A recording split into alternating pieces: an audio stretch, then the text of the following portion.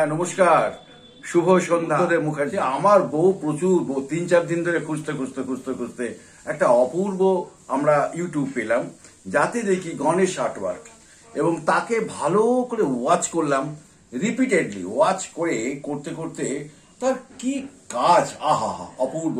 লাস্টে তাকে আমরা ফোন করে বললাম বাড়ি চলে এসো, তুমি কি স্যাম্পেল আমাদের দেখাও। স্যাম্পেল দেখলাম, অপূর্ব স্যাম্পেল দেখে আমাদের খুব পছন্দ হলো। আমরা তাকে বললাম কয়েকটা কাজ এখানে করে আমাদের দেখালো, সেও অপূর্ব।